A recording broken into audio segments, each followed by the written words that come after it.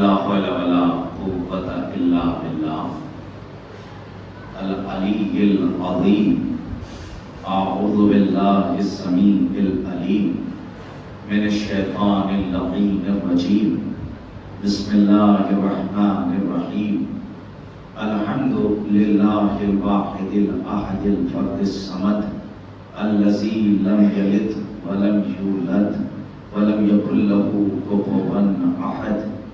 الصلاة والسلام وتحیۃ والاکرام علی النبی الأمی المکی المدنی الہاشمی القریشی المطلبی سیدنا و نبینا و شفیع ذنوبنا و حبیب قلوبنا مولانا مولا الثقلین جد الحسنین ابی القاسم محمد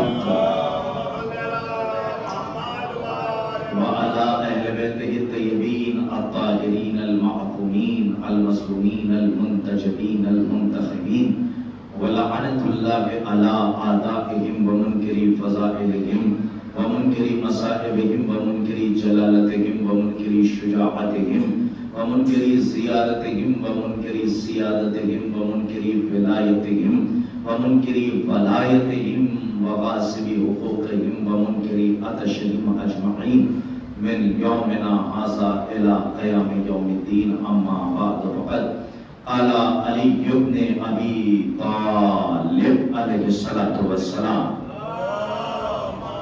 صلی اللہ بسم اللہ الرحمن الرحیم. اول الدین معرفتہ صلوات محمد و آل محمد.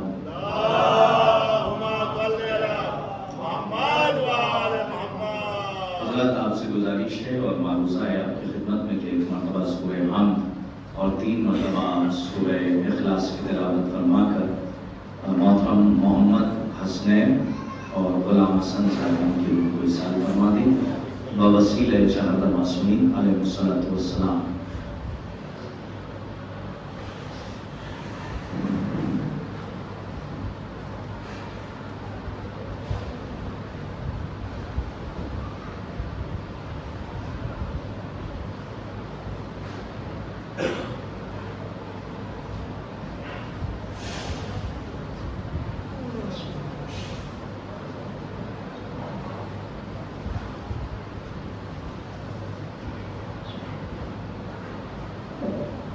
صلوات کی گزارش ہے خدمت میں.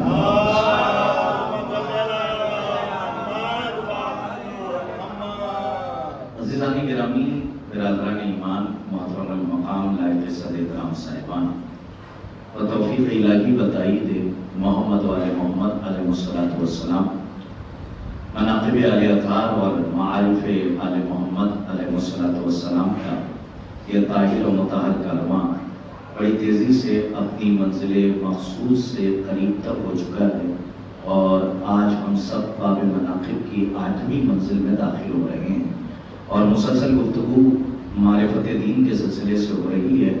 اور الحمدللہ عزا خانہ امام حسین علیہ السلام میں خود آپ کی حاضری آپ کے لیے باعث شرف ہے اور باعث اجر و ثواب ہے اور مجھ جیسے طالب علم کے لیے باعث افتخار ہے. شہزادی آپ کی آمد کو شرف قبولیت عطا فرمائیں اور اس خادم ناچیز طالب علم کی ذاکری کو شرف قبولیت عطا فرمائیں. اپنی دعاؤں کی قبولیت کے لیے بلند ترین نعرے صلوات ارشاد فرمائیں.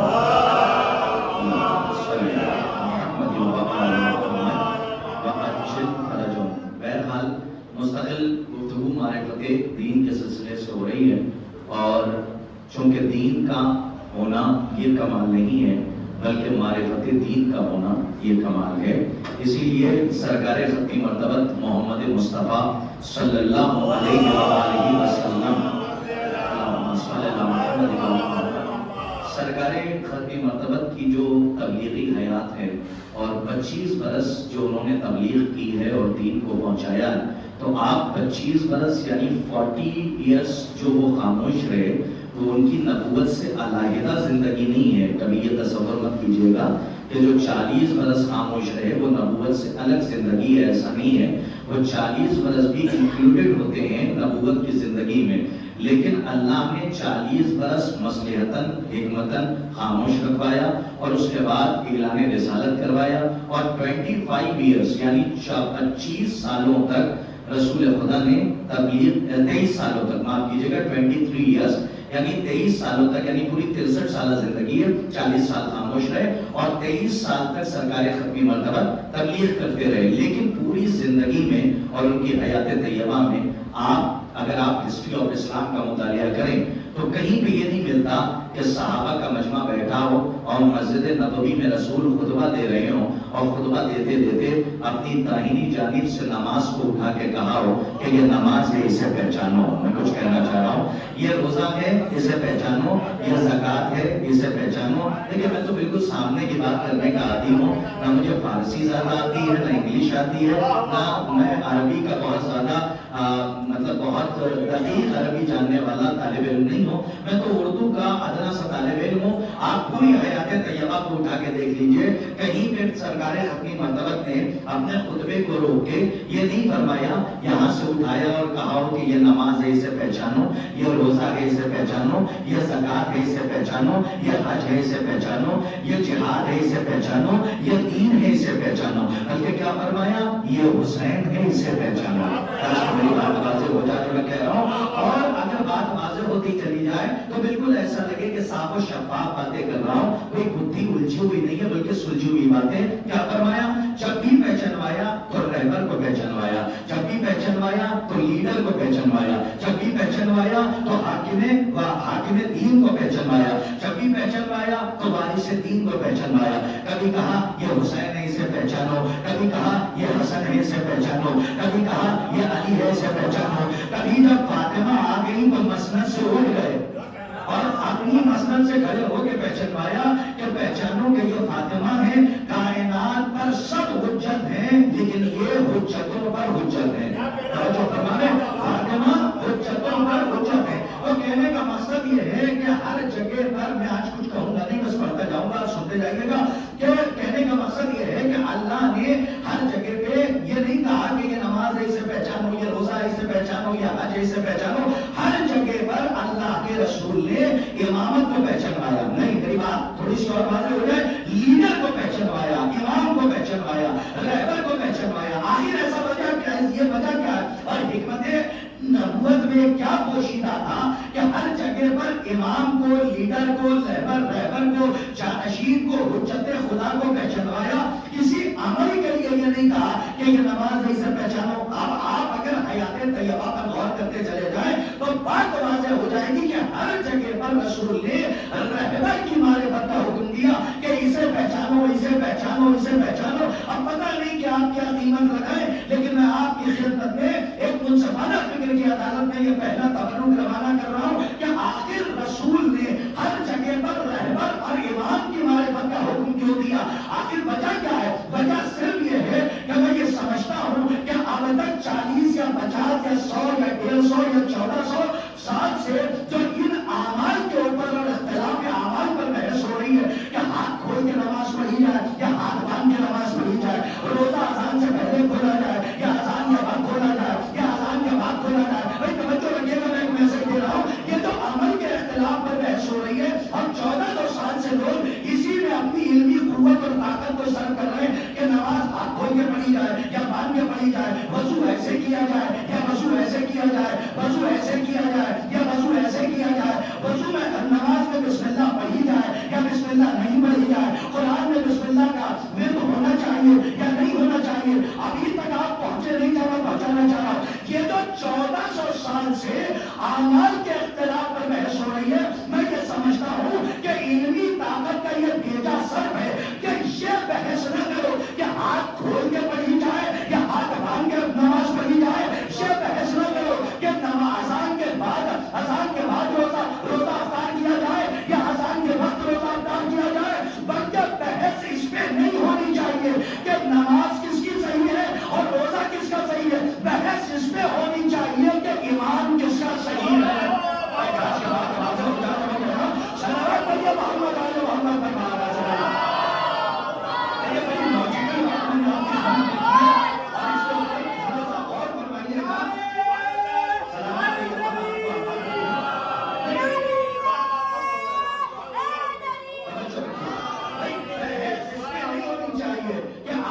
کس کے صحیح ہے یا اعمال کس کے غلط ہیں. ہاتھ دھو کے نماز پڑھی جائے یا ہاتھ باندھ کے نماز پڑھی جائے. دیکھیں یہ یاد رکھیے گا یہ نالج کا علیہ السلام یہ نالج کا بیجا سر ہے، یہ علم کی بیجا طاقت کا سر ہے کہ آپ پوری زندگی یہ کہتے رہیں گے کہ ہاتھ باندھ کے نماز نہ پڑھو، ہاتھ دھو کے نماز نہ پڑھو، وضو ایسے کرو ایسے نہ کرو یا ایسے کرو ایسے نہ کرو. لیکن مسئلہ یہ ہے کہ عمل کے اختلاف پر بحث نہ کیجیے، بلکہ بحث اس پہ ہونی چاہیے کہ لیڈر کس کا صحیح ہے. توجہ فرمائیے، امام کس کا صحیح ہے، رہبر کس کا صحیح ہے. بھائی اس میں لاجک کیا ہے، اس میں حکمت کیا ہے، اس میں منطق کیا ہے. یاد رکھیے گا جب یہ ثابت ہو جائے گا کہ امام اس کا صحیح ہے تو جو عمل اس سے لیا جائے گا، جب یہ ثابت ہو جائے گا کہ امام ان کا صحیح ہے، رہبر ان کا صحیح ہے، لیڈر ان کا صحیح ہے، تو اب جو عمل ان سے لیا جائے گا وہ صحیح مانا جائے گا. دیکھیے صحیح کتابوں میں صحیح روایتیں موجود ہیں اور حدیثیں موجود ہیں. اور کیا کیا صحیحین میں اٹھا کر دیکھ لیجیے. صحیحین تسمیہ کو کہتے ہیں، یعنی صحیح بخاری اور صحیح مسلم میں صحیح حدیثیں موجود ہیں. اور یہاں تک موجود ہے کہ رسول نے فرمایا کہ ایسے نماز پڑھو کہ جیسے مجھے پڑھتے ہوئے دیکھا. نہیں آپ غور نہیں فرما رہے. ایسے نماز پڑھو کہ جیسے مجھے پڑھتے ہوئے دیکھا. اب کاش کے بعد واضح ہو جائے بھائی جو ہمارے بھائی ہیں ان سے لڑنے کی ضرورت نہیں ہے بلکہ علمی بحث کی ضرورت ہے. بھائی 4 امام ہیں، توجہ فرمائیے گا. کیا کون سے 4 امام؟ کیا حضرت ابو حنیفہ ہے، توجہ، حضرت شافعی ہے، حضرت مالک ہے، حضرت حنبل ہے. اب آپ اٹھا کر ان کی ہسٹری دیکھیے. ان کے جو 4 ہیں وہ سب ہمارے امام کے شاگرد. کاش کہ میری بات واضح ہو جائے تو میں کہنا چاہتا ہوں توجہ رکھیے کہ آگے جا رہا ہوں. جو ان کے دیکھیے اس میں تلواریں نہیں چلائی جاتی، اس میں چلے کمان میں تیر کو نہیں چھوڑا جاتا، اس میں نیزے اور بھالوں کو نہیں پھینکا جاتا. جب علمی میدان میں بات آتی ہے تو ہر فرقے، ہر ریلیجن، ہر مذہب کے عالم کا احترام کیا جاتا ہے کیونکہ مناظرہ ہو، مجادلہ نہ ہو، مقاتلہ نہ ہو. مناظرہ علمی دلائل اور ثبوت کے ذریعے ہوتا ہے. بھائی کیا رسول کی حدیث ہے کہ ایسے نماز پڑھو جیسے مجھے پڑھتے ہوئے دیکھا. اس کے اوپر غور فرمائیے گا. یہ صحیح کتابوں میں صحیح حدیث ہے کہ ایسے نماز پڑھو کہ جیسے مجھے پڑھتے ہوئے دیکھا. تو 4 امام ہیں. پہلے کون ہے؟ ابو حنیفہ، توجہ. اس کے بعد 3 کون آئے؟ حنبل آئے، اس کے بعد شافعی آئے، پھر مالک آئے. اب ایک بات بتائیے، خود جا کر تاریخ سے پوچھیے کیا ابو حنیفہ جو پہلے امام ہیں کہ جن سے ہمارے بھائیوں نے فقہ لی ہے، کیا خود انہوں نے بھی رسول کو دیکھا؟ کاش کے بعد واضح ہو جائے تو میں کہہ رہا ہوں، میں ہسٹری آف اسلام پہ بات کر رہا ہوں. کیا انہوں نے، ان کے پہلے جن سے فقہ لی ہے انہوں نے، کیا انہوں نے خود رسول کو دیکھا؟ بھائی نماز پڑھتے ہوئے دیکھنے کی بات تو دور ہے، کیا خود انہوں نے رسول کو دیکھا؟ تو تاریخ کہتی ہے رسول کی شہادت کب ہو گئی تھی اور اس کے پتہ نہیں کتنے سالوں کے بعد حضرت ابو حنیفہ کی ولادت ہوئی ہے. تو اس کا مطلب نماز پڑھتے ہوئے دیکھنا تو دور، حضرت ابو حنیفہ نے سرکار ختمی مرتبہ کی ہی زیارت نہیں کی. یعنی ان کے پہلے وہ ہیں کہ جنہوں نے رسول کو نہیں دیکھا. تو بات کلیئر ہو گئی. جب پہلے نے نہیں دیکھا تو دوسرے نے بھی نہیں دیکھا. جب دوسرے نے نہیں دیکھا تو پھر تیسرے نے بھی نہیں دیکھا. جب تیسرے نے نہیں دیکھا تو پتنجے ادب ہے کہ جب 3 نہیں دیکھ چکے تو پہلے آئے اور چلے گئے تو پھر چوتھا کیسے دیکھے گا؟ اور حدیث کیا کہہ رہی ہے کہ ایسے نماز پڑھو کہ جیسے رسول کو پڑھتے ہوئے دیکھا. ہمارا پہلا وہ ہے جس نے سب سے پہلے دیکھا.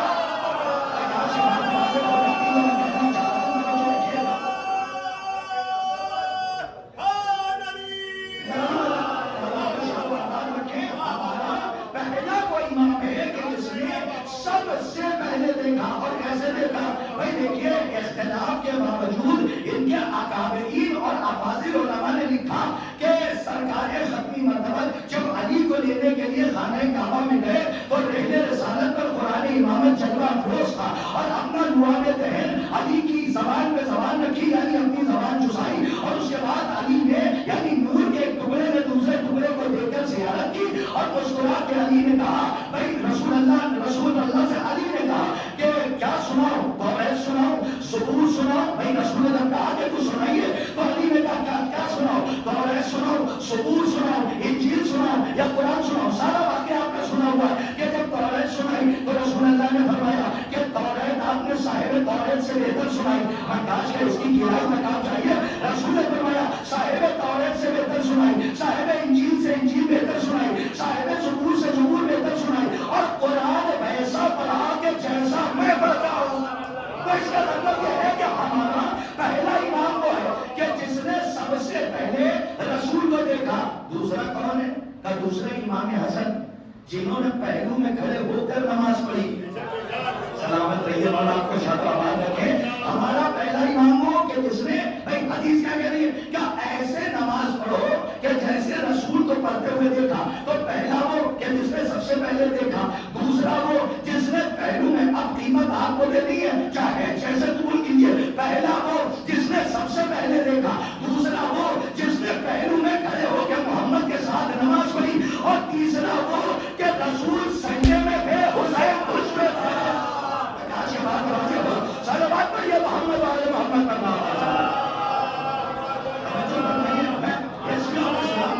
کچھ نقاب کی طرف اشارہ کر رہا ہوں، ایک صلوات اس سے بہتر انداز سے ارشاد فرما رہا ہوں.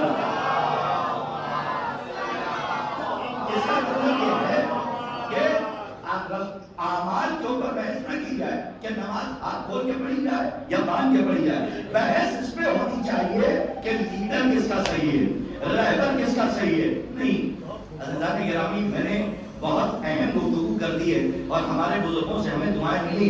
تو اب ہم ایک جملہ یہاں پہ اپنی خطابت کو ایک رخ دینے کے لیے، کیونکہ ہمیں وعدہ پورا کرنا ہے اور ننیال اور ددیال تک جانا ہے، لیکن اس سے پہلے کم سے کم آپ کو جوڑ تو لوں تاکہ مولا عباس کے فضائل جب آپ سنیں تو صرف جسم انگڑائی نہ لے بلکہ روح بھی اندر کروٹیں لیتے ہوئے تاج و تحسین سے نوازے.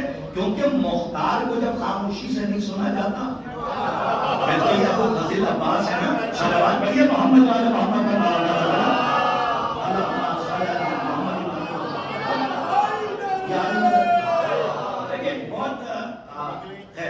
بچے ہیں. میں یہ کہنا چاہ رہا ہوں کہ دین کی معرفت کے لیے کیا فرمایا کہ یہ حسین ہے، اسے پہچانو. اگر تم نے حسین کو پہچان لیا تو پھر تم نے دین کو پہچان لیا.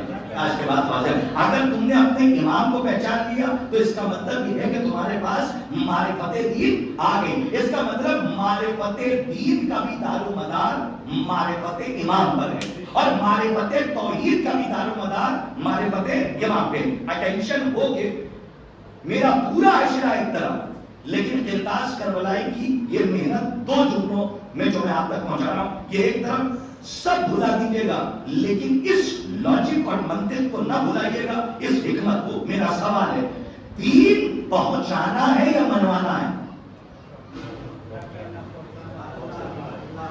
سلامت رہیے. میں نے کچھ کہا ہے اور جہاں میں جا رہا ہوں آپ بھی میرے ساتھ بڑی تیزی سے پڑھیے. دین پہنچانا ہے.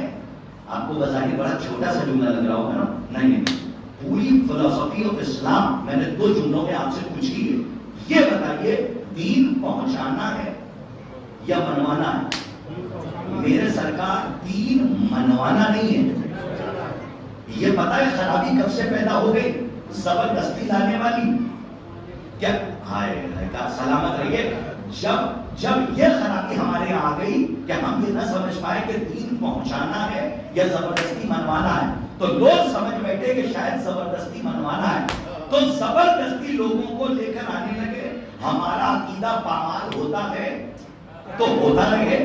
ہاں، شریعت کے قانون پامال ہوتے ہیں تو ہوتے رہے، لیکن غیروں کو اپنا بنایا جائے. یاد رکھیے گا قرطاس کا یہ جملہ، جب تک زندہ ہوں تو نصیحت، مر جاؤں تو وصیت. سمجھ کے یہ جملہ رکھ دیجیے گا، تبرک دے رہا ہوں. یاد رکھیے گا دین پہنچانا ہے، زبردستی منوانا نہیں ہے. ہم غیروں کو زبردستی گھر سے لینے اس وقت جاتے ہیں جب حسین حر کو لینے چلے جاتے.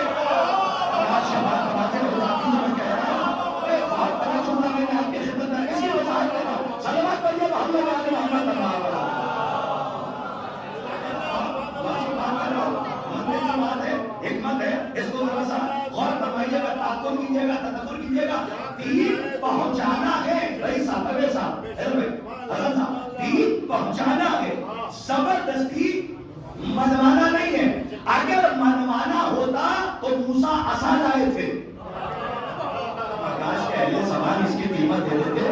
اگر زبردستی منوانا ہوتا تو موسیٰ عصا لائے تھے اور اللہ نے موسیٰ کو عصا کی شکل میں معجزہ دیا تھا. ایک دیتے تھے اژدہا بن جاتا تھا.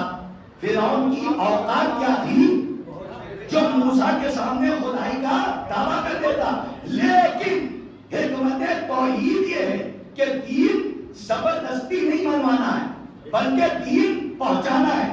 فلسفی آف اسلام کو دو جملوں سے سمجھیے جو علی نے بتائی ہے اور انشاءاللہ یاد رکھیے گا کہ دین زبردستی پہنچانا منوانا نہیں ہے پہنچانا ہے. ایک جملہ اور کہوں آپ کو بیدار کرنے کے لیے. اگر منوانا ہوتا زبردستی تو ایک محمد کافی تھا. میں اس کو سمجھیے گا. اگر زبردستی جملہ بڑا تھا آپ پتہ نہیں کیا تھی بتاتے ہیں. اگر زبردستی منوانا ہوتا تو ایک محمد کافی تھا. آدم سے لے کر عیسیٰ ابن مریم تک نبیوں کو بھیجنے کی ضرورت نہیں تھی. اللہ چاہتا تو ایک محمد سے زبردستی ان سے اسلام قبول کروا لیتا. لیکن قرآن میں آیت ہے لا اکراہ فی الدین. کاش کے اس آیت کی گہرائی میں جائیے کہ دین میں کوئی جبر نہیں ہے زبردستی نہیں ہے. جب آپ کو سمجھ میں آ جائے تو چلے آئیے گا. ہم غیروں کو ان کے گھر سے زبردستی لینے چلے جاتے. جملہ بڑا تھا. جب حسین کربلا میں بنفس نفیس خود حر کو لینے چلے جاتے. حسین لینے نہیں گئے ہیں. جملے کی قیمت دیجیے. حسین لینے نہیں گئے ہیں بلکہ حر نے جب معرفت کی دولت پائی اور توفیق الہی ہوئی تو حر چلے آئے. تو اس سے یہ بھی پتہ چل گیا کہ اگر خدا توفیق عطا کر دے تو حسین تک آنے سے 9 لاکھ کا لشکر بھی نہیں ہو سکتا. اگر اللہ توفیق عطا کر دے تو حسین تک آنے سے 9 لاکھ کا لشکر بھی نہیں روک سکتا. نہ حسین لینے نہیں گئے. میں نے کہا یہ اہل زبان کے لیے جملہ ہے. حسین لینے نہیں گئے. حسین لینے نہیں گئے. لینے نہیں گئے بلکہ علی اکبر کی اذان میں وہ اثر تھا. علی اکبر کی اذان میں وہ اثر تھا کہ اذان سنتے ہی حر جیسا نمازی مصلی شہادت پہ آ گیا. تو اب کربلا سے درس کو کسی کو زبردستی لانے کی ضرورت نہیں ہے. اپنی اذان اور اپنی آواز عزاداری میں ایسا اثر پیدا کرو کہ لوگ سن کر تمہارے فرش عزا تک آ جائے. زبردستی نہیں لایا جا سکتا. اس لیے کہ فلسفی آف اسلام کیا ہے اس کو سمجھیے. فلسفی آف اسلام کیا ہے؟ دین پہنچانا ہے. بھائی دیکھیں میں کہاں آ گیا. یہ میں سوچ کے نہیں بیٹھتا ہوں کہ مجھے آج کیا پڑھنا, لیکن بہرحال یہ ممبر حق پہ ہوں, صلاحیتیں سند ہو جائیں. اگر کوئی ایک جملہ میں آپ کی خدمت میں آپ کو دیکھ کے میں آپ کی خدمت میں عرض کر رہا ہوں, نہیں یقین مانیے کہ کوئی پری پلان بات نہیں تھی کہ میں یہاں تک پہنچوں گا, لیکن اب ممبر اجازت دے رہا ہے تو میں اس فلسفی آف اسلام کو بچوں تک پہنچا دوں کہ دین پہنچانا ہے, زبردستی منوانا نہیں ہے. ابھی نہیں پہنچے. اگر زبردستی منوانے پہ آ جاؤ گے نا تو یہی حال ہوگا. اذان سے علی ولی اللہ غائب. کیا قیمت دی سبحان اللہ. نہ میں نے حالات حاضرہ کے آئینے میں بہت بڑا جواب دیا. جب دین زبردستی منوانے پر آ جاؤ گے تو اذان سے علی ولی اللہ غائب. اچھا کیوں غائب؟ تب وہ اصل میں ہمارے کچھ بھائیوں کو یہ اچھا نہیں لگتا. من نہیں لگتا تو نہ لگے. سبحان اللہ. جیتے رہیے. نہیں لگتا تو نہ لگے. کیا آپ اپنے عقیدے کی پامالی کر کے دین زبردستی منوانا چاہتے ہیں؟ کہ نہیں, دین منوانا نہیں ہے. توجہ, میں اسی دین کیا کرنا ہے؟ کہ دین پہنچانا ہے. میں فلسفی آف اسلام کو علی کے ایک جملے سے ثابت کروں گا. کروڑوں نسلیں قربان ہو جائیں ہمارے مولا کے ایک ایک فقرے پر کہ مولا نے ایک ایک جملے میں فلسفی آف اسلام کو بیان کیا. اور اس سے پہلے کہ آپ کہیں اور چلے جائیں میں پھر ایک جملہ کہہ رہا ہوں, زبردستی نہیں منوانا ہے. زبردستی نہیں منوانا. ایران کے قریب میں ایک ملک ہے آذربائیجان. جانتے ہیں آپ سب؟ تو صحیح ہلا دیے بھائی محمد بھائی. کون سا ملک ہے؟ آذربائیجان. آذربائیجان سے کچھ لوگ، یہ واقعہ ہم جب زیر تعلیم تھے تب بھی ہم نے سنا، اور اس وقت آیت اللہ ثالثی صاحب جو نجف اشرف میں ہیں، آیت اللہ ثالثی پتہ ہے کہاں کے رہنے والے ہیں؟ درس خارج دیتے ہیں نجف میں، رہنے والے ہیں جلال پور کے. کہاں کے ہیں؟ نہیں کہاں کے ہیں؟ جلال پور کے رہنے والے ہیں آیت اللہ ثالثی، اور اس وقت انڈیا میں قیام پذیر ہیں، آج کل آئے ہوئے ہیں. الحمدللہ ایسے علماء ابھی بھی ہمارے ہندوستان میں ہیں کہ جو رہنے والے یہاں کے ہیں لیکن درس خارج دیتے ہیں نجف اشرف میں. نجف اشرف میں یو پی کے رہنے والے آیت اللہ ثالثی صاحب، ان کے کچھ شاگرد ہیں، جیسے ہمارے دوست ہیں مولانا صابر حسین نجفی صاحب، تو ان سے ایسی ملاقات ہوئی تو انہوں نے کہا کہ جب درس خارج میں ہم بیٹھے ہوئے تھے تو آیت اللہ ثالثی صاحب نے ہمیں فلسفی آف اسلام کا ایک واقعہ سنایا، اور میں وہ واقعہ آپ تک پہنچا رہا ہوں ان کے بھی حوالے سے، اور یہ واقعہ علماء نے بیان کیا. اور کیا مولا نے فلسفی آف اسلام بیان کی کہ آذربائیجان سے کچھ لوگ آئے، بہت اٹینشن ہو کے سنیے گا، آئے دین پہنچانا ہے یا منوانا ہے، اس کو ثابت کر رہا ہوں. آنے کے بعد کہتے ہیں یا علی ابن ابی طالب ہم اسلام قبول کرنا چاہتے ہیں. میں پڑھوں گا آہستہ سے، سن لیجیے گا زور سے. علی نے کیا جواب دیا؟ علی نے کہا خوش آمدید، یہ میرے اپنے جملے. کیا فرمایا؟ Most welcome. تم کو منع کس نے کیا؟ آؤ. کہا لیکن ایک شرط ہے. بھائی اسی کو آپ سمجھ لیجیے. کہا کیا شرط ہے؟ کہا آذربائیجان میں ٹھنڈ بہت پڑتی ہے. بھائی کاش کی بات واضح ہو جائے. بھائی تو دیکھیے ٹھنڈ بہت پڑتی ہے. کہا تو کہنا کیا چاہتے ہو؟ کہا اگر تھوڑی سی، ارے جیتے رہیے، اشارے کو ہی سمجھ لیجیے، مولا کو آباد رکھے. اگر جملہ ایک ہے سمجھ جائیے گا تب بھی سبحان اللہ، نوجوان نہ سمجھ کے بولے تب بھی سبحان اللہ، اور اپنے لیے الحمدللہ. میں آپ تک بات پہنچا رہا ہوں. علی نے کہا خوش آمدید. کہا لیکن ایک شرط ہے. کہا کیا؟ کہا تھوڑی سی پینے کی، تھوڑی سی، زیادہ نہیں، تھوڑی سی پینے کی اجازت دیتے. کیوں؟ کہا اس لیے کہ ٹھنڈ بہت پڑتی ہے، صرف تھوڑی سی پینے کی اجازت دے دے. جو علی فراغ دلی کے ساتھ کہہ رہا تھا، اسی جملے کی خدمت چاہیے، فلسفی آف اسلام علی کے اسی جملے کے اندر پوشیدہ. آپ پتہ نہیں کیا قیمت لگائے. جو علی اب تک کہہ رہا تھا خوش آمدید، تمہیں کس نے منع کیا؟ جیسا ہی انہوں نے اپنی شرطوں کا اسلام اور دین چاہا اور کہا کہ بس اتنی سی شرط ہے کہ تھوڑی سی پینے کی اجازت دے دے، علی نے پلٹ کے کہا تم سے کس نے کہا کہ تم مسلمان ہو؟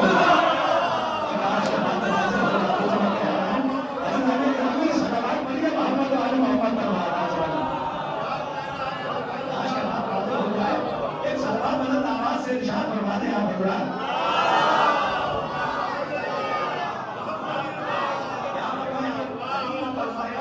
تم سے کس نے کہا کہ تم مسلمان ہو جاؤ؟ کیا مطلب کسی ڈاکٹر نے کہا ہے؟ ہم تم کو زبردستی اسلام تمہارے ماتھے پہ نہیں تھوپ رہے ہیں. جب تم کو اسلام سمجھ میں آ جائے تب مسلمان ہو جانا. لیکن یاد رکھنا شرطیں تمہاری نہیں ہوں گی، خدا کی ہوں گی. عربی دین میں شرطیں خدا کی ہوتی ہیں، امت کی نہیں ہوتی. اس لیے کہ امام بھی جو بناتا ہے وہ خدا بناتا ہے، رہبر بھی جو مقرر کرتا ہے وہ خدا مقرر کرتا ہے. کیا فرمایا؟ تم سے کس نے کہا کہ تم مسلمان ہو جاؤ؟ تو یاد رکھیے گا کہ دین پہنچانا ہے، زبردستی منوانا نہیں ہے. اب دو حدیثوں کی وضاحت کرنے کے بعد اب میں مولانا عباس کی طرف جا رہا ہوں، لیکن توجہ کے ساتھ سنیے گا. اسی دین کے اندر ہمارے ہاں اس دین میں دو حدیثیں، دیکھیے دو حدیث، ایک تو فرش عطا کے سلسلے سے، رونے کے سلسلے سے، من بکا علی الحسین وجبت لہ الجنہ.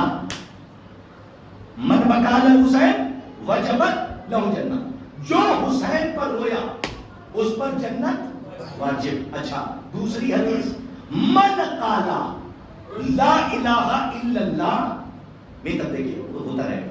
من قال لا الہ الا اللہ وجبت لہ الجنہ. جو لا الہ الا اللہ کا قائل ہوا، میں اس کا ترجمہ پڑھنے سے نہیں کرتا، نہ پڑھنے سے نہیں، قائل ہوا اس پر جنت واجب. اس کا مطلب رونے کا بھی رزلٹ جنت. دونوں حدیثیں ذرا سا سمجھیے گا، میں دین کی معرفت کے سلسلے سے بات کر رہا ہوں. رونے کا، حسین پر رونے کا رزلٹ جنت. سر اٹھائیے. اور لا الہ الا اللہ کا جو قائل ہوا اس پر بھی جنت واجب. دونوں پر جنت واجب. اب سنیے دونوں کی وضاحت کیسے ہو. ایک ہے اشک کا قطرہ.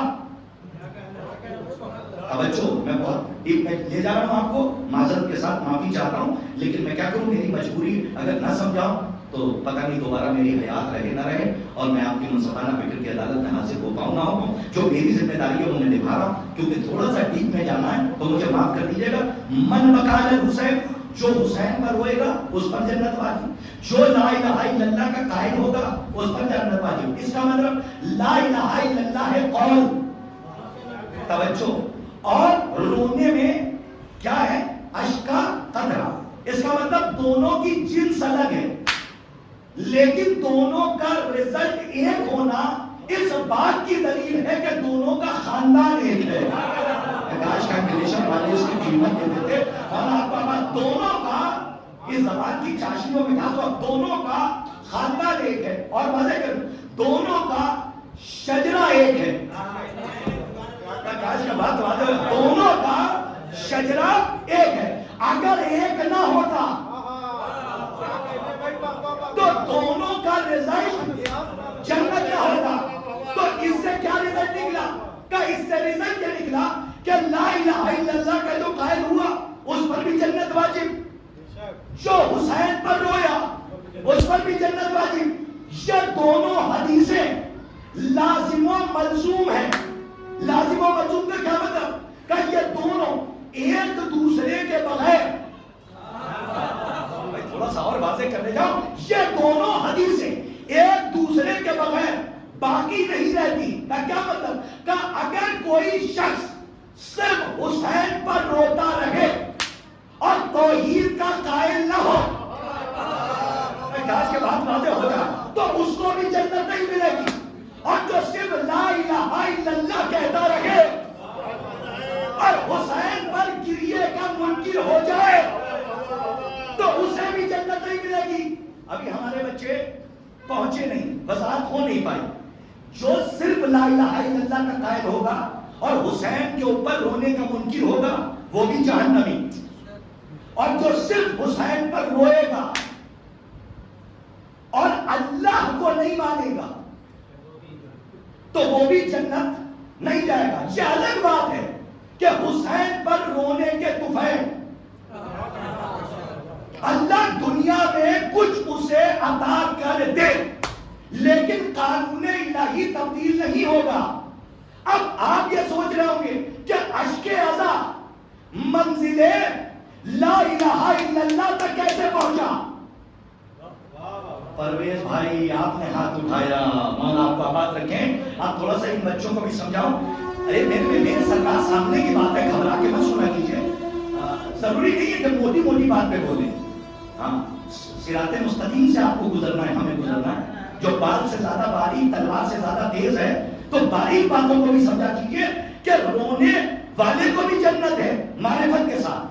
اور جو لا الہ الا اللہ کا قائل ہوا معرفت کے ساتھ اس میں بھی جنت واجب. اس کا مطلب اشک عزا منزل لا الہ الا اللہ پر ہے. اور اگر منزل لا الہ الا اللہ پر نہ ہوتا تو جنت اس کا رزلٹ نہ ہوتا. بھائی جنت رزلٹ ہونا اس بات کی دلیل ہے کہ جو منزل لا الہ الا اللہ کی ہے وہی منزل وہی منزل اشک عزائی امام حسین کی ہے. کل نہیں پہنچے اور باتیں کروں. ارے جناب ابراہیم خلیل اللہ بغیر مہمان کے کھانا نہیں کھاتے.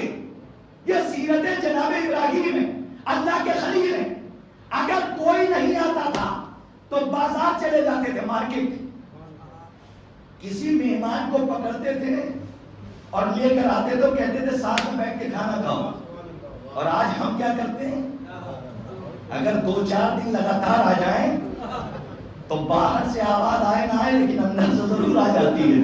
صلوات وہ الگ بات ہے، کوئی بتائے کوئی نہ بتائے. صلوات محمد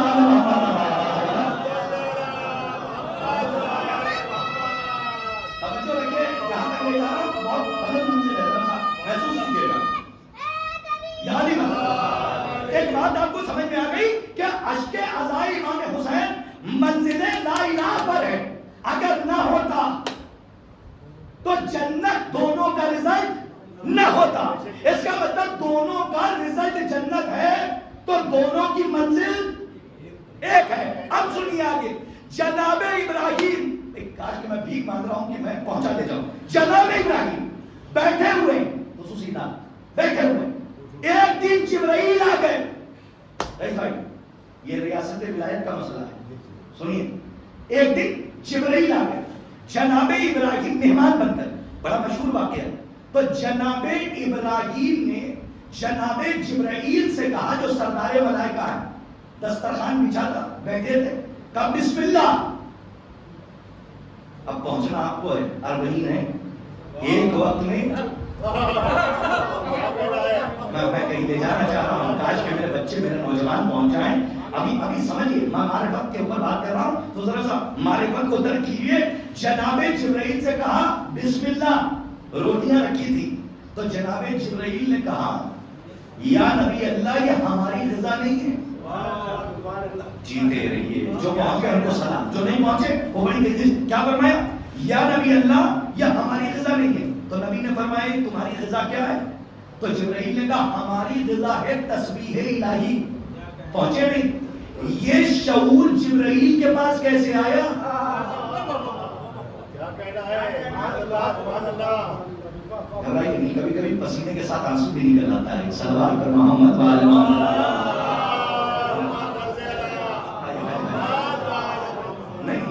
یہ میری غلطی ہے، میرا مقدر ہے کہ میں بات نہیں پہنچا پا رہا ہوں. میں اور آسان کروں. عزیزان گرامی کیا فرمایا؟ کہ میری غذا، ہم فرشتوں کی غذا روٹی نہیں ہے. پھر کیا؟ کہ تسبیح الہی. سمجھنا، تسبیح ہے بڑی بلند منزل ہے، تسبیح الہی ہے. تو یہ شعور جبرائیل کو کہاں سے آیا کہ ہماری غذا کون سی ہے اور کون سی نہیں ہے؟ ارے پڑھیے حدیث. معصوم فرماتے ہیں کہ جس وقت، پڑھ چکا ہوں میں پھر اشارہ کر رہا ہوں، جس وقت اللہ نے جبرائیل کو خلق کیا تو جبرائیل نے کہا کہ اللہ کی آواز ہے تو کون ہے میں کون ہوں. تھوڑا سا جائے میں کہیں لے جا رہا ہوں. ہاں تو کون ہے میں کون. تو جبرائیل نے کہا انتا وانا انا. تو جناب جبرائیل نے کیا کہا تھا؟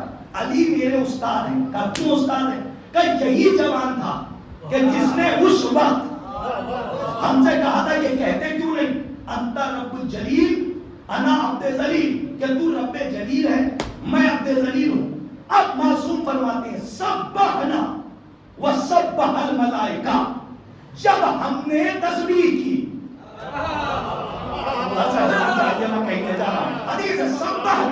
جب ہم نے تسبیح کی تب ہمیں دیکھ کر ملائکہ نے تسبیح کی. اب سمجھے آپ، علی علی پہ جملے کی قیمت دیجیے گا. علی علی علی اسے نہیں کہتے کہ جو کوفے میں یتیموں کو روٹیاں بانٹے. علی اسے بھی نہیں کہتے کہ جو چیونٹی کے منہ میں جو کا دانہ رکھ دے. علی اسے کہتے ہیں کہ جو جبرائیل ایسے فرشتے کو علم دے دے کہ شعور رزق کسے کہتے ہیں. صلوات پڑھیے محمد آل محمد کا نام. بہت توجہ کے ساتھ سنیے گا. جو جبرائیل ایسے فرشتے کو شعور رزق عطا کر دے اسے علی کہتے ہیں. علی اسے نہیں کہتے خالی کہ جو کوفے میں روٹیاں بانٹیں. یہ ہمارے 18 سال 19 سال 20 سال کے نوجوان بیٹھے ہوئے ہیں، ان کے چہرے پہ کئی کوشچن مارک میں دیکھتا ہوں تو میں گھبرا جاتا ہوں. تو آپ تو مسکرا کے داد دیتے ہیں لیکن بیچارے یہاں پہ بیٹھے. اصل معاملہ یہ ہے کہ ممبر جس طریقے سے رکھا ہوا ہے سامنے تو کوئی دکھتا ہی نہیں. ہاں کوئی داہنے کچھ بیٹھ جاتے ہیں، کچھ بائیں بیٹھ جاتے ہیں. اب خطیب ہی ہے، کبھی ادھر بات کرتا ہے کبھی ادھر بات کرتا ہے، بیچ میں دیکھو تو سناٹا، کوئی ہے ہی نہیں. تو صاحب اب کیا جبرائیل سے ڈالتے لوں اب سب کچھ کہا نہیں جاتا تو سمجھ لیا جاتا ہے. اپنی سلامتی کے لیے سلام پڑھیے تاکہ میں آگے بڑھ جاؤں. بابا سلام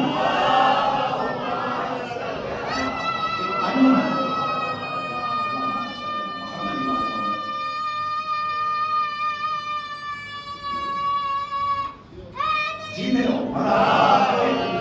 میں صرف ایک بات کی وضاحت کر کے مجلس تمام کر رہا ہوں. تمام کا مطلب یہ ہے کہ آپ نے اس جو چیپٹر جو چل رہا اس کو کلوز کر کے میں مولا عباس تک جا رہا ہوں اور وعدہ نبھانا ہے اور آج ہی کی مجلس میں پڑھنا ہے کہ ننیال کیا ہے، ننیال کا ننیال کیا اور ددیال کیا. لیکن صرف اس کو سمجھ لیجیے کیونکہ معرفت کے حوالے سے اور بڑی بلند منزل ہے. عشق عزا منزل لا الہ تک پہنچا کیسے، اس کی دلیل دے رہا ہوں کہ جناب جبرائیل نے کہا یا نبی اللہ ہماری غذا تسبیح ہے، روٹی نہیں ہے. اے بی بی اثر دیجیے تاکہ جملہ پہنچے. ہماری غذا پرویز بھائی روٹی نہیں ہے، تسبیح ہے.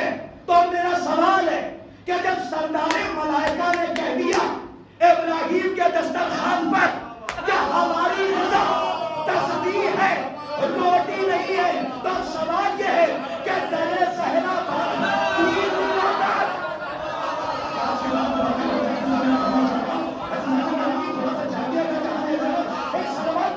منزل بہت بلند ہے. بابا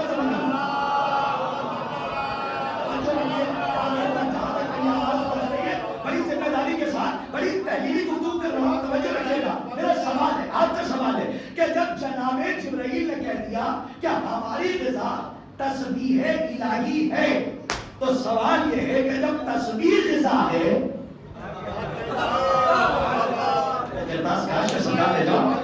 ابراہیم کے دسترخوان کی روٹیاں نہیں کھائیں، تو سوال یہ ہے کہ درے سیدہ پر 3 دن تک فرشتے، قیمت چاہیے مجھے پتا، مجھے افسوس ہو جائے گا یہاں تک اسی لیے لایا ہوں تاکہ رزلٹ پہنچ جائے. 3 دنوں تک فرشتے سائل بن کر روٹیاں کیوں لے گئے؟ کوئی بڑے سے بڑا عالم لا کے بتائیے جو یہ ثابت کر دے جو روٹی لے گئے تھے وہ فرشتوں نے کھا لی. نہیں، صرف لے کر گئے، کھائی نہیں. اب دونوں واقعے کو ملائیے اور رزلٹ نکالیے. ادھر جبرائیل نے کہا ہماری غذا تسبیح الہی ہے، اور ادھر 3 دن تک حضرت صاحب روٹیاں درے سیدہ سے فرشتے لے گئے، اور جب کھاتے نہیں ہیں تو لے کیوں گئے؟ تو دونوں واقعوں سے رزلٹ یہ ملتا ہے کہ جب روٹی فاطمہ کے ہاتھ سے رس ہو جاتی ہے تو تسبیح الہی کی منزل پر چلی جاتی ہے. صلوات پڑھیے محمد علی محمد.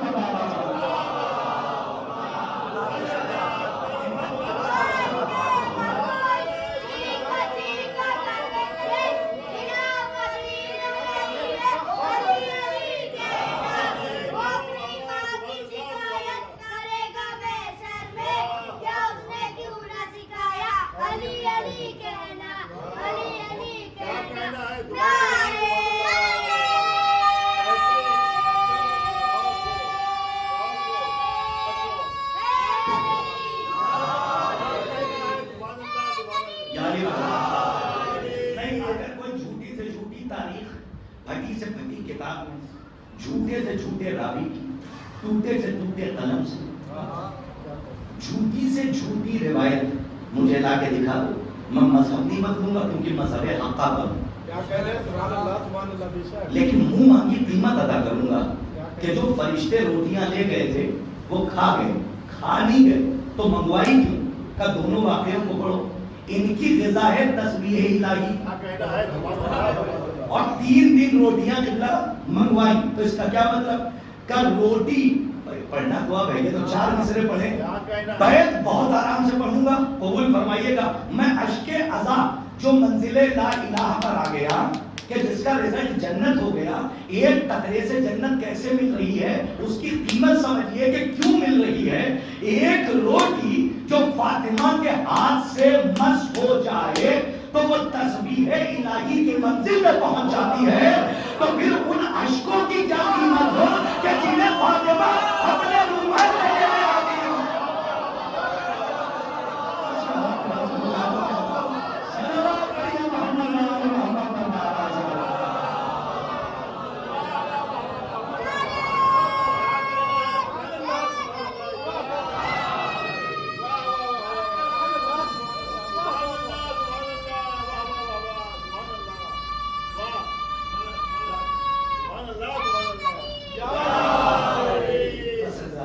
میں یہاں تک اس لیے آپ کو لے کر آیا کیونکہ بیچ میں خلا ہو گیا تھا، تو میں چاہ رہا تھا کہ وہ پر ہو جائے، تو آخر کی 2 مجلسیں بچی ہیں تو مجھے موضوع پر بات کرنے میں تھوڑی سی آسانی ہو جائے کہ جو روٹی فاطمہ کے ہاتھ سے مس ہو جائے، پوری رات پڑھواتے رہیے میں یہی جملہ پڑھوں گا، جو روٹی فاطمہ کے ہاتھ سے مس ہو جائے وہ منزل تسبیح تک پہنچ جاتی ہے، تو پھر ان آنسوؤں کی کون قیمت لگائے کہ جسے خود سیدہ اپنے رومال میں لینے آتی ہیں۔ اب اگر بات یہاں تک آ ہی گئی ہے تو آہستہ سے ایک جملہ اور سن لیجیے، ہمارے آنسوؤں کی کوئی قیمت ہے ہی نہیں، ہم کیا اور ہمارے آنسو کیا، تو یہ قیمت مل کیسے رہی ہے؟ کب بیچ میں کوئی وسیلہ ہے، کب کیا مطلب نہ بیچ میں آدم بنے ہیں مٹی سے، حسین بنے ہیں، شاید کہ میں نے پڑھاؤ یا نہ پڑھاؤ، اگر پڑھاؤ تو یہیں سے وقت دے کے یہیں پہ بات ختم کر رہا ہوں۔ آدم بنے ہیں مٹی سے اور حسین بنے ہیں اللہ کی قدرت سے، حدیث ہے حسین کو بنایا میں نے اپنی قدرت سے اور آدم کو بنایا مٹی سے، اس کا مطلب ہم سب ہیں آدم کی اولاد۔ میں کہا کہ بات واضح ہو جائے، ہم کون ہیں؟ ہم ہیں جناب آدم کی اولاد۔ آدم بنے ہیں، بڑی بات کہہ رہا ہوں، آدم بنے ہیں مٹی سے اور حسین بنے ہیں اللہ کی قدرت سے، جو وجود خاک کے آنسوؤں کو وجود قدرت کے زخموں کا مرہم بنا دے، اسی وسیلے کا نام رومال فاطمہ ہے۔ محمد وآل محمد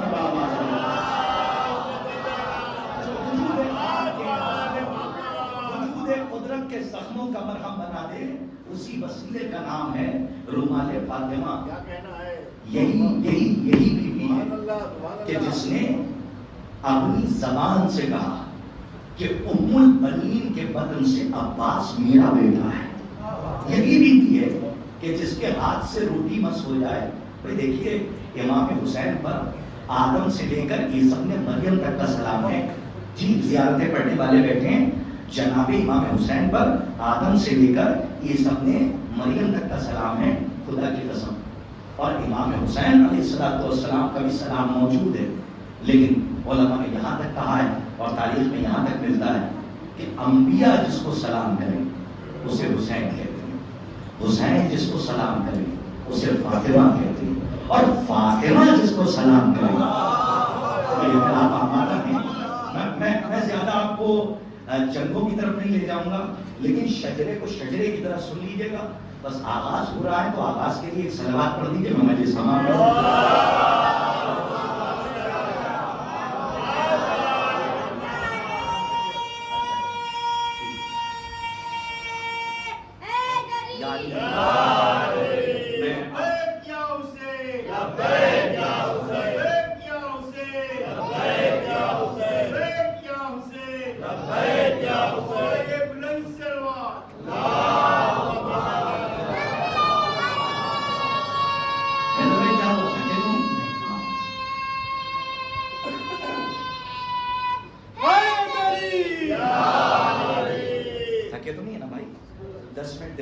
مانگ رہا ہوں آپ سے، مجلس تو ہو ہی گئی ہے، 10:25 ہو رہا ہے، تو 10 منٹ دے دیجیے، ایک صلوات پڑھیے تاکہ وعدہ وفا ہو جائے۔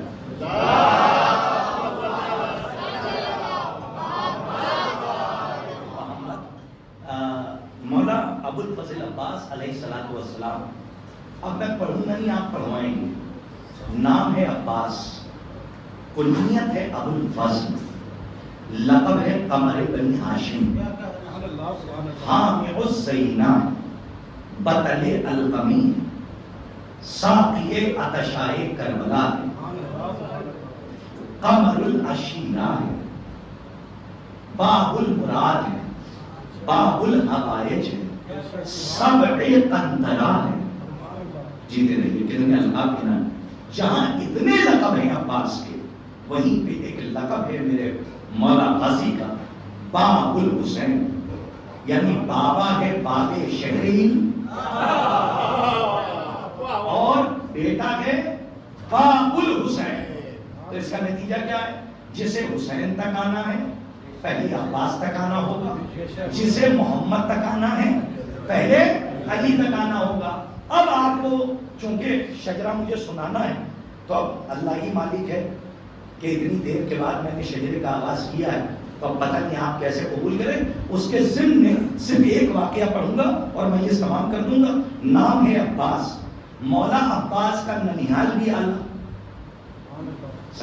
مولا عباس کا ننیال بھی اعلیٰ، ننیال کا ننیال بھی اعلیٰ. اور ددیال کا کیا کہنا بھائی، ددیال کے لیے تو کچھ کہنا ہی نہیں ہے نا. مولا عباس کا ننیال بھی اعلیٰ، ننیال کا ننیال بھی اعلیٰ، اور ددیال کا تو کچھ کہنا ہی نہیں. مولا عباس کے نانا کا نام ہے جناب حزام. کیا نام ہے؟ جناب حزام. حزام بن خالد بن وحید بن ربیہ بن کعب بن عامر بن کلاب. میں کہہ تو رہا ہوں تاکہ آپ غور سے مجھے دیکھیں. جناب حزام کے نانا کا کیا نام ہے؟ جناب عباس کے نانا کا حزام.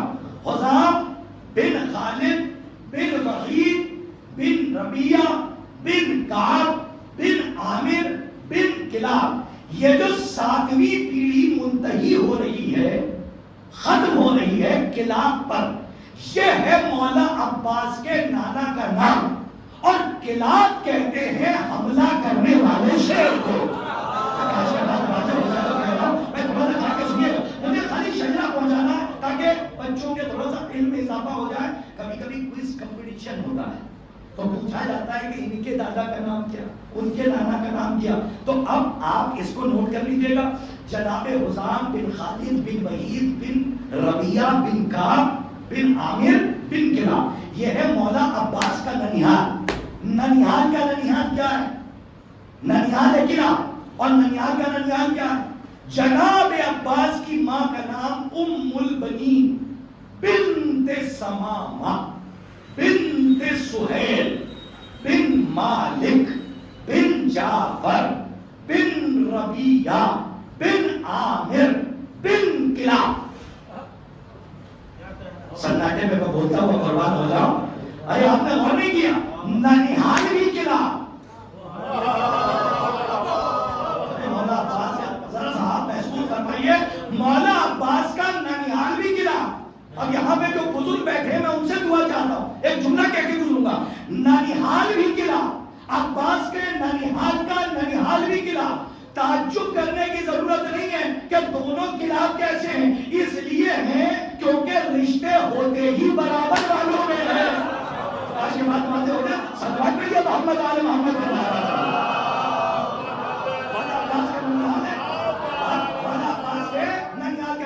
اب سنیے بھائی، یہاں پہ بات ختم کر دیتا لیکن ایک واقعہ آپ کی خدمت میں. بھیا جو ایک دو لوگ آنکھیں بند کر لیں انہیں جگہ دیجیے گا، ورنہ میں نام لے کے جگاؤں گا، کیونکہ کیسے نہیں پڑھ رہا ہوں، کتاب پڑھ رہا ہوں. صلوات پر محمد وآل محمد.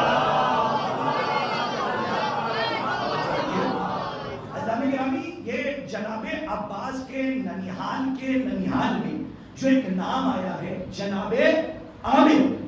جناب عامر کے نانا کا لقب تھا لاعب الاسنہ. کیا لقب تھا؟ لاعب کہتے ہیں کھیلنے کو، سنا کہتے ہیں نیزے کو، اسی سے بنا ہے اسنہ. کیا مطلب؟ نیزے سے کھیلنے والا شہسوار. بہت اچھا آواز رہی ہے. کیا ہے؟ کیا لقب ہے؟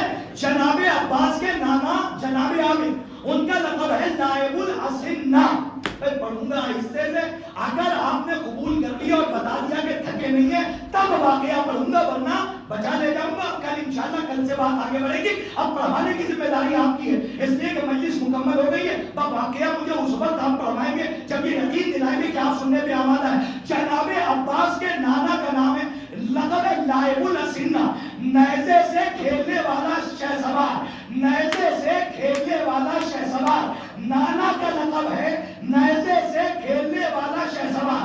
پورا عرب جانتا ہے کہ عباس کا ننیہال نیزے سے کھیلنے میں بہت ماہر ہے، نیزے سے کھیلنے میں بہت ماہر ہے، کھلونے کی طرح نیزے سے کھیلتا ہے۔ اب مجھے نہیں پتا کہ حسین نے کربلا میں عباس کو نیزہ لے کے کیوں بھیجا۔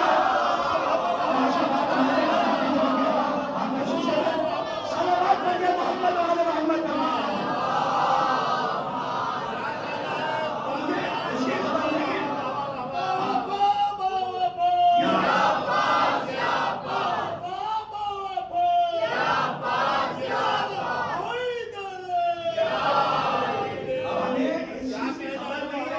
جو بہت ہے ان کو میرا سلام ہے کہ مولا حسین نے کربلا کے میدان میں عباس کو نیزہ لے کے کیوں بھیجا، لیکن ہم نے بس اتنا پڑھا ہے کہ ان کا ننیہال نیزوں سے کھیلنے والا شہسوار تھا، تو اسی لیے شاید امام حسین نے کربلا میں نیزہ لے کر بھیجا کہ عباس جاؤ، جنگ کی اجازت نہیں بلکہ کیا فرمایا کہ جاؤ پانی کی سبیل کرو۔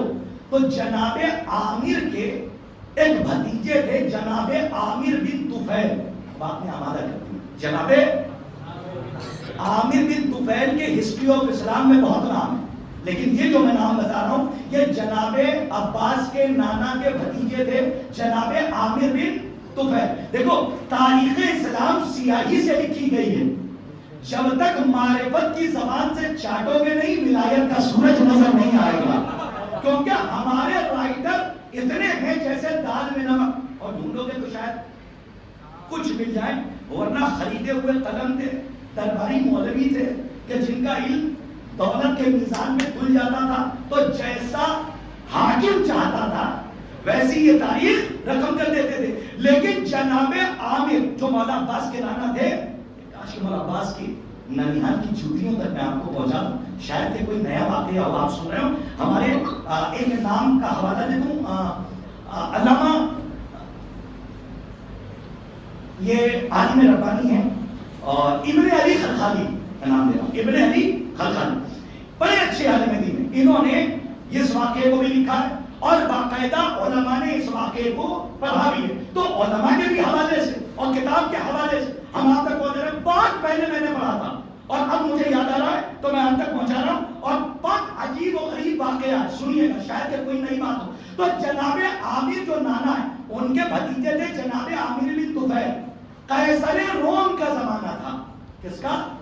ہاں قیصر روم سمجھے بادشاہ تھا، قیصر روم کا زمانہ تھا۔ تو قیصر روم کے دربار میں قبیلے والے آتے تھے اور اپنے باپ دادا کی شجاعت کا قصیدہ پڑھتے تھے، مناظرہ نہیں ہوتا تھا، کیا ہوتا تھا؟ نہیں قصیدہ نہیں بھائی کہہ دو تم، اس کو کہتے ہیں مناشرہ، کیا کہتے ہیں تاکہ بچوں تک لفظ پہنچ جائے؟ مناشرہ، مناشرہ وہ ہوتا ہے کہ جس میں اپنے باپ دادا کی شجاعت کی داستانیں سنائی جاتی ہیں۔ تو قیصر روم کے دربار میں بڑے بڑے قبیلے والے آتے تھے جو اپنے کو بڑا سمجھتے تھے، تو اپنے باپ دادا کی شجاعت کے قصیدے پڑھتے تھے۔ ایک دن جناب عامر بن طفیل کہ جو ان کے نانا کے بھتیجے تھے، ان سے ایک صاحب کی ملاقات ہو گئی اور کہا اے عامر تم نہیں آتے ہو؟ کہاں؟ کا دربار میں۔ کیا ہوتا ہے؟ کا دربار میں نشست لگتی ہے۔ کا ہوتا کیا؟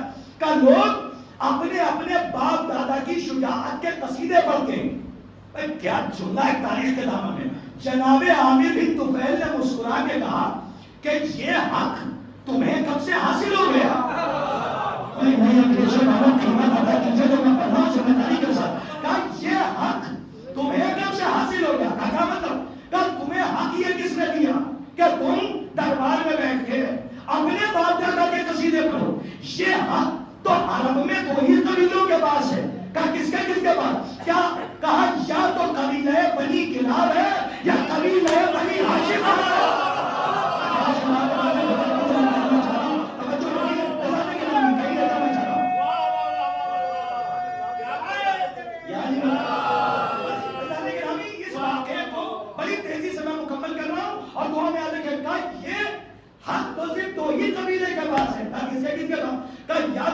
قبیلہ بنی کلاب کے پاس یا واہ واہ واہ واہ یا قبیلہ بنی ہاشم کے پاس؟ اچھا اتنا فخر ہے، کہا ہے کیا اللہ نے عطا کیا ہے تو ہم بیان کر رہے ہیں کہ اگر اتنا ہی فخر ہے تو آ جانا دربار میں، کہ فلا فلا دن آ جانا، وقت معین ہوا۔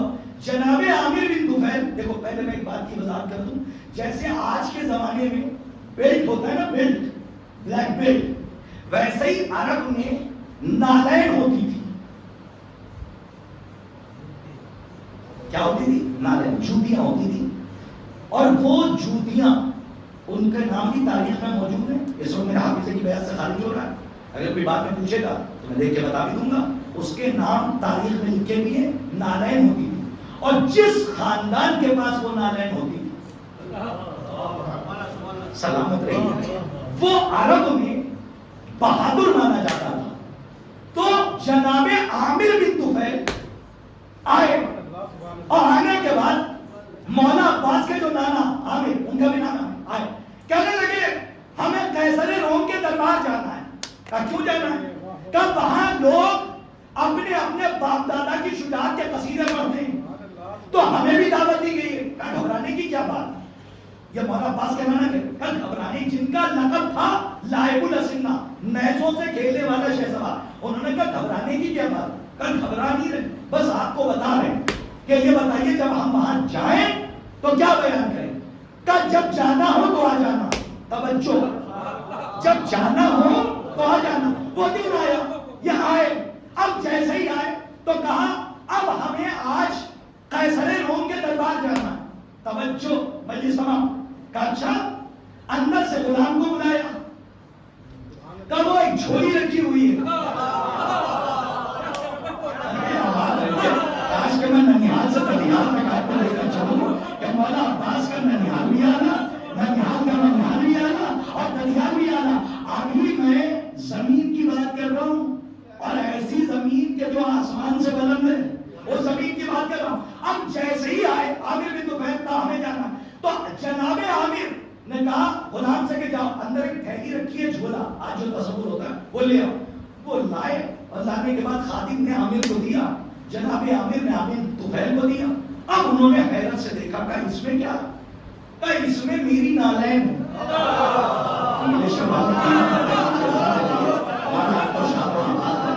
آج کے میں کون نالین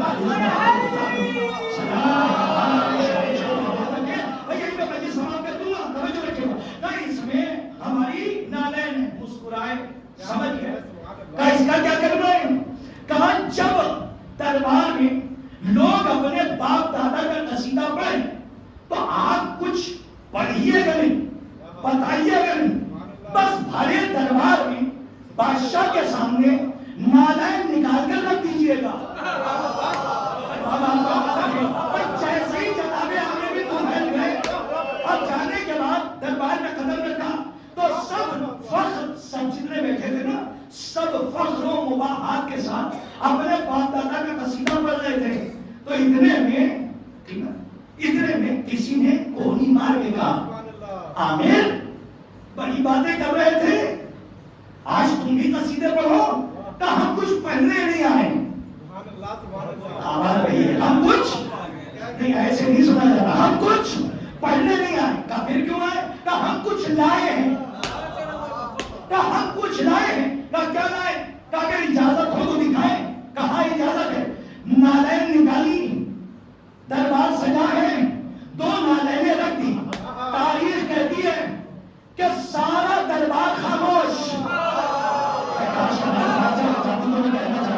سارا دربار خاموش، انہی دونوں نالینوں کو دیکھ رہا تھا۔ ایسا لگ رہا تھا کہ نسلی گونگے ہو، کہ اب تک انہوں نے کلام ہی نہ کیا۔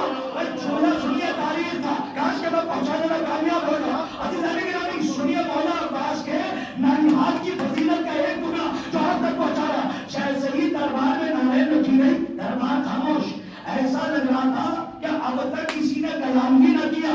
اتنے میں بغل والے نے اپنے پہلو والے کو گولی ماری۔ کہ اب تک تو بہت قصیدہ پڑھ رہے تھے، میں تھوڑا سا جا کے اب ذرا پڑھو۔ تو اس نے جواب دیا اگر اب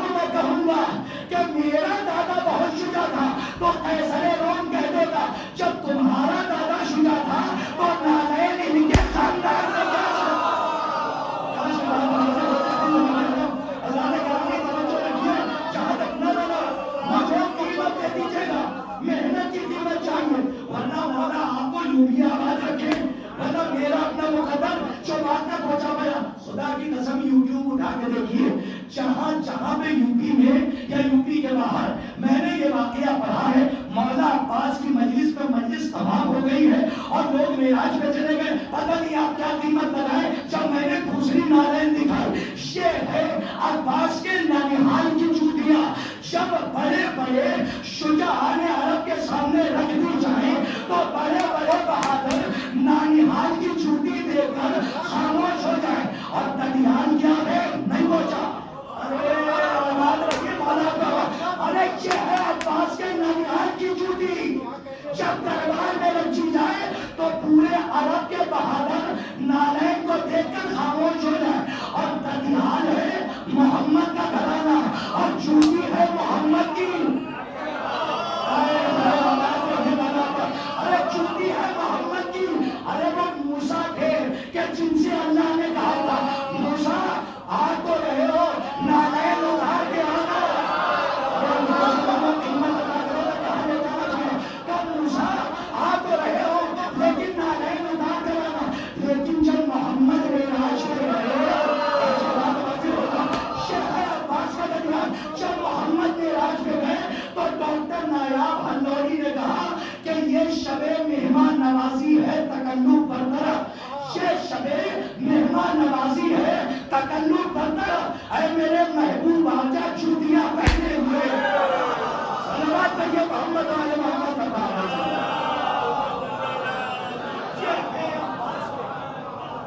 वो थी अब्बास के नानिहाल की नारायण और ये है अब्बास के दरियाल की नारायण। शायद इसीलिए अल्लाह ने मोहम्मद को नारायण के साथ बुलाया। कम से कम जितनी फिक्र पहुंचेगी उतना तो बोलने का है ना। बाकी क्या मकसद रहा हो वो अल्लाह बेहतर जाने। शायद यही वजह थी कि सरकार को मेराज में जहां जिब्राइल ठहर गए उसके आगे नारायण निकल गई। क्या कहना है, क्या कहना है? वाह वाह वाह वाह वाह मैंने ये नहीं कहा साहब कि उसके आगे मोहम्मद निकल गए।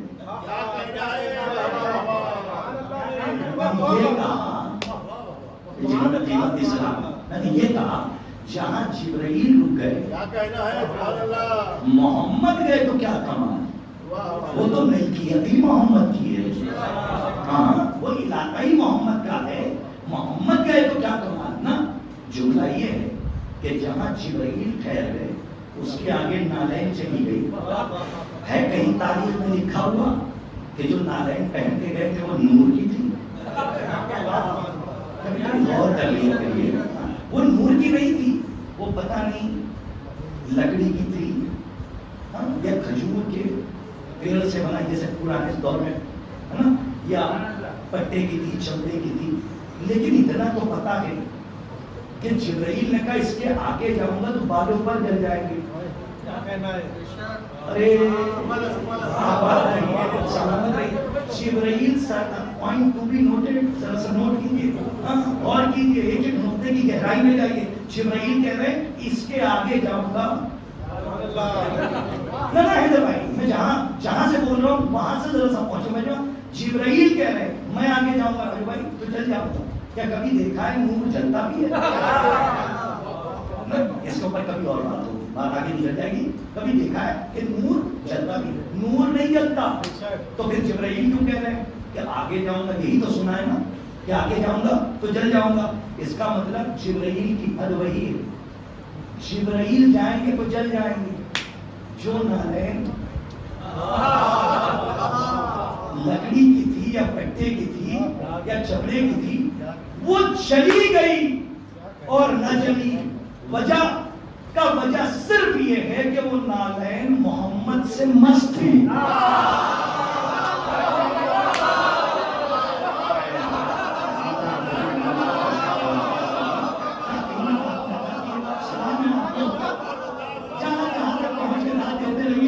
एक सवाल कर लिए ताकि मैं क्या बता के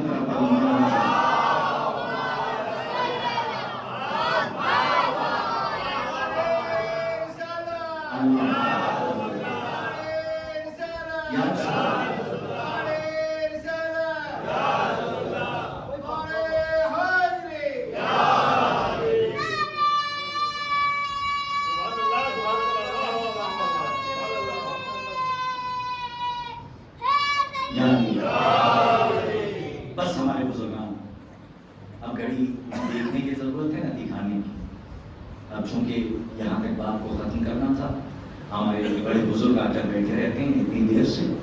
افسوس یہی ہے، دیکھو برا نہ ماننا، بالکل بھی نہ ماننا، اور اگر برا مان جانا تو مجھے کال کر لینا اور دعائیں سن لینا اور دعائیں دے دینا.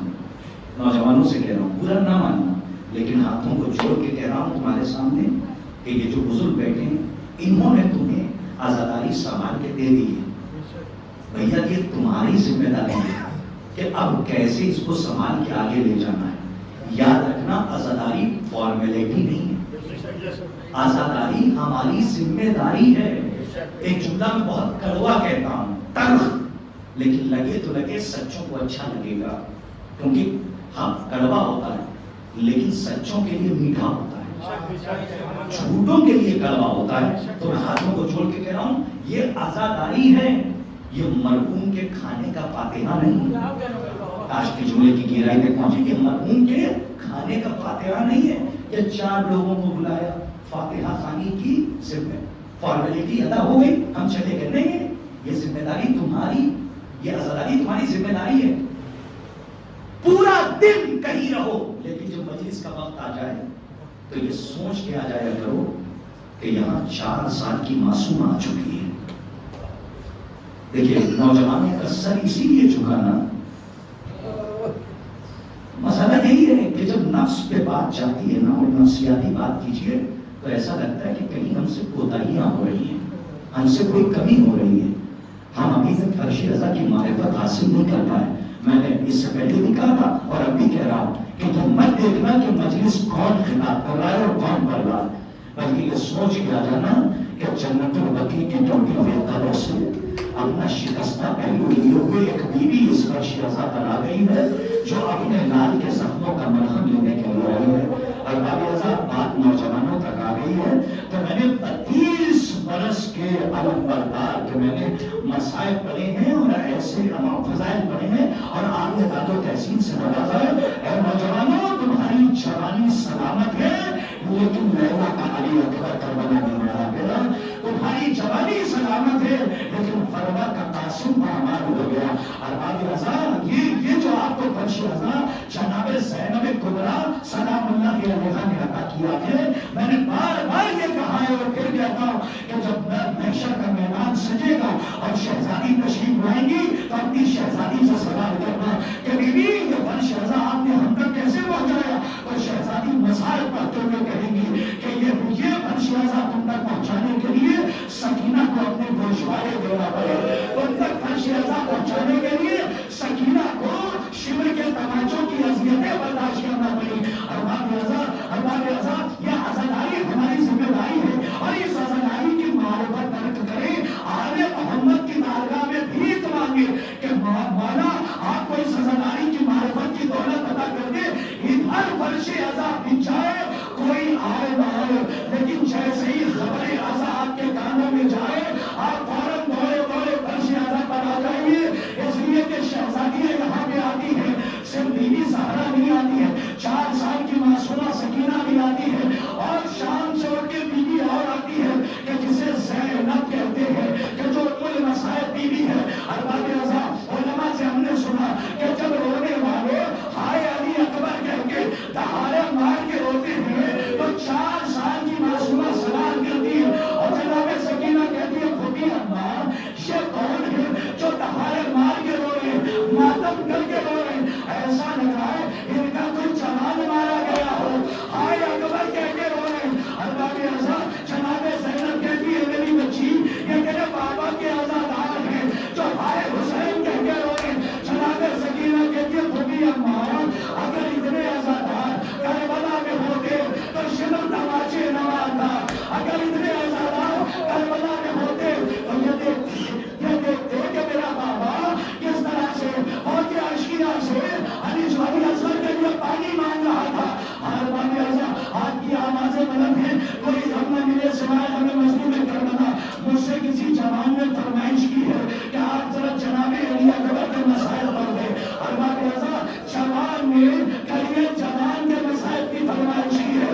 اللہ تمہاری جوانی کو سلامت رکھے، اللہ تمہاری موت کی آغوش آباد رکھے. ارباب رضا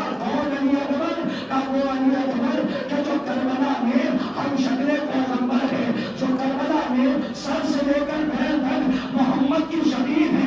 ارباب رضا اور 2 جملے مسائل کے اور مجلس سامان ہے. میں زیادہ نہیں بتاؤں گا لیکن 2 جملے تاکہ رونے میں کوئی کمی نہ کیجیے گا. روایت کہتی ہے جب سارے انصار شہید ہونے لگے تو 18 برس کا کلیا جوان اپنے بابا کی خدمت میں آیا اور آنے کے بعد جناب علی اکبر نے کہا اب مجھے بھی جنگ کی رضا نہیں لیے. امام حسین نے کہا اکبر جاؤ پہلے اس سے اجازت لے کر آؤ کہ جس نے 18 برس تمہیں چکیا 20 کے مارا ہے. علی اکبر خیمے میں گئے. علی کی بیٹی بیٹھی ہوئی تھی. ارباب رضا علی اکبر گئے اور جانے کے بعد جناب علی اکبر نے کہا کہ مجھے جناب علی اکبر نے اجازت طلب کی. جناب زینب نے اجازت دی. آنے کے بعد میں نے روایت کو تنگ کر دیا. ارباب رضا مصائب کا وقت گزرا کہ جس میں آپ ماتم کیجیے گا قیامت کا گزرا. مقاتل کہتی ہے کہ علی اکبر کو جب امام حسین نے اجازت دی تو یہ باہر شہید ہے کہ جو 2 مرتبہ مقتل میں گیا. ایک مرتبہ خیمے میں واپس آئے. جب واپس آئے تو یہاں پہ صاحب اولاد بیٹھے ہوں گے. مجھے انصاف سے بتائیے اگر آپ کے پاس کچھ نہ ہو اور اس عالم میں آپ کا جوان بیٹا آپ سے کچھ مانگ لے تو آپ کے دل میں کیا گزرے گی؟ آپ کے دل میں کیا گزرے گی؟ جس وقت آپ کے پاس کچھ نہ ہو اور آپ اپنے بیٹے کو دے نہ سکیں آپ کے دل میں کیا گزرے گی؟ ارباب رضا لیکن بلا تشبیہ سر بلا تشبیہ جہاں اکبر جیسا جوان ہو اور حسین جیسا ضعیف باپ ہو. علی اکبر آئے. آنے کے بعد علی اکبر کا چہرہ حسین نے دیکھا. حسین نے کہا بیٹا کیا بات ہے؟ کہا بابا پیاس مارے ڈالتی ہے. بابا پیاس مارے ڈالتی ہے. ہائے میرے مولا کی حرمت ایک قطرہ آپ خیمے میں نہیں ہے. اور آج جوان نے بس ایک سوال بس جوان نے کہہ دیا کہ بابا پیاس مارے ڈالتی ہے. اب حسین پانی کہاں سے پلائے؟ امام حسین نے کہا اے میرے مال پانی تو نہیں ہے لیکن اپنی زبان کو چاہتے ہو تو اپنے بابا کی زبان پہ رکھ دو. خدا کی قسم تاریخ یہ بتا نہیں سکتی تھی کہ کربلا میں حسین کتنے پیاسے تھے. وہ تو جب جناب علی اکبر نے اپنی زبان اپنے بابا کی زبان پہ رکھی تو رکھتے ہی کھینچ لی. ارے جملہ کا بابا آپ کی زبان میں تو مجھ سے بھی زیادہ کاٹے پڑے ہیں. ارباب رضا بس جیسے ہی جوان نے زبان کھینچی اور اکبر دوبارہ مقتل میں گئے. روایت کہتی ہے اکبر نے وہ جنگ کی کہ جنگ خیبر و خندق کی یاد دلا دی. لیکن ایک بات آیا کہ جب علی اکبر روئے پہ سمجھ نہ سکے سین سے زمین پہ تشریف لائے. نوجوانوں اس جملے کو اگر تم سمجھ گئے تو شاید کہ اپنے سینے پہ ہاتھ مار کے یا حسین ضرور کہو گے. راوی کہتا ہے کہ جب اکبر گھوڑے سے گرے نا تو اپنے بابا کو مدد کرنے نہیں بلایا. علماء فرماتے ہیں کہ جناب علی اکبر نے کہا السلام علیکم یا رسول اللہ. ارباب رضا بس سلام کیا مدد کو نہیں بلایا. علماء فرماتے ہیں کہ شاید علی اکبر نے اس لیے مدد کو نہیں بلایا کیونکہ نوجوان تھے بیٹے تھے یہ سمجھ رہے تھے کہ باپ صبح سے لاشوں پہ لاشیں لا کے بھر چکا ہے. باپ صبح سے لاشوں پہ لاشیں لا کے بھر چکا. علی اکبر نے مدد کے لیے نہیں بلایا بلکہ سلام کیا. بس جیسے ہی سلام کی آواز حسین کے کانوں سے ٹکرائی. راوی کہتا ہے اور روایت کہتی ہے کہ امام حسین بڑی تیزی سے اپنے جوان کی طرف بڑھے. بس یہی تو یہ سوال ہے. روایت کہتی ہے کہ حسین اتنی تیزی سے بڑھے کہ حسین کا پیر ابا کے دامن میں گیا. حسین خاک پہ تشریف لائے. روایت کہتی ہے یاری کہہ کے حسین اٹھے پھر خاک پہ گر گئے. پھر یاری کہہ کے اٹھے پھر حسین خاک پہ گرے.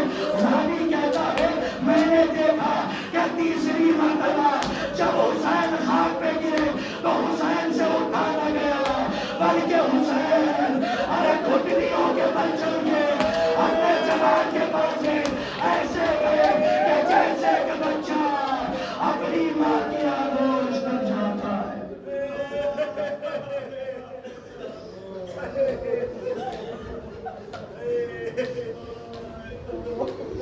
سيعلم الذين ظلموا أي منقلب إنا لله وإنا إليه راجعون. رزق بقضائه وتسليما لأمره. پالنے والی اس عظیم سی عبادت کو شرف قبولیت عطا فرما. جو مفروض ان کے قرض کو غیب سے ادا فرما.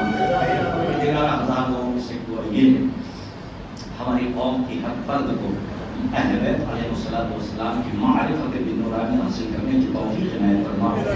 مجھے باب شہری علم کا واسطہ پروردگارا جتنے بھی اسٹوڈنٹس علم دین اور علم دنیا نیک مقصد کے ساتھ حاصل کریں ان کو کامیابی اور کامرانی عطا فرما. پروردگارا ہمارے آخری وارث کے ظہور میں تعجیل فرما اور ان کے آخری انصار میں کو شمار فرما.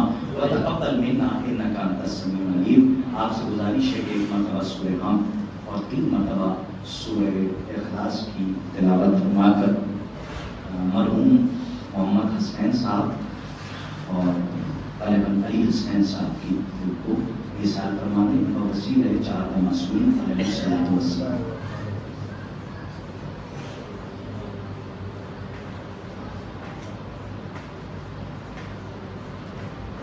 غلام حسن صاحب